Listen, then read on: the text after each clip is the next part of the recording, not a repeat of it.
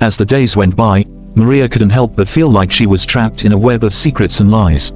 She didn't know what to do or who to turn to. And then, one day, everything came crashing down. Mr. Smith called Maria into his office, looking like he had lost his last friend.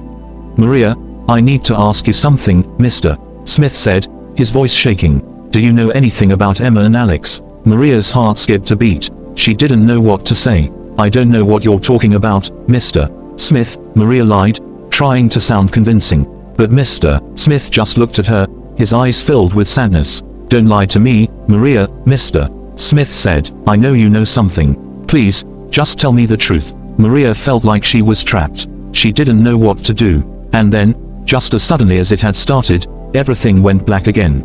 Maria woke up to find herself lying on the floor of Mr. Smith's office, her head throbbing. Mr. Smith was kneeling beside her, a look of concern on his face.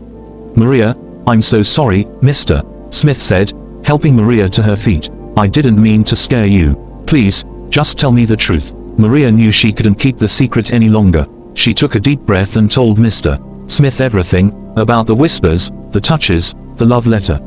Mr. Smith listened, his face growing paler and paler. When Maria finished, he just sat there, staring into space. "I had no idea," Mr. Smith said finally, his voice barely above a whisper. "I thought Emma loved me." Maria felt a pang of sympathy for her boss. She had never seen him so broken.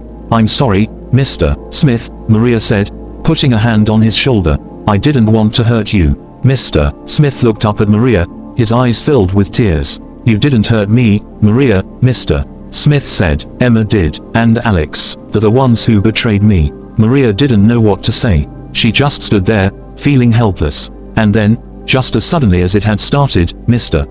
Smith's face changed, his eyes narrowed, and his jaw clenched. "I'll take care of this, Mr. Smith said, his voice cold. "I'll make sure they pay for what they've done." Maria felt a shiver run down her spine. She didn't know what Mr. Smith was capable of, but she knew she didn't want to be on his bad side. As she left the office, Maria couldn't help but wonder what would happen next.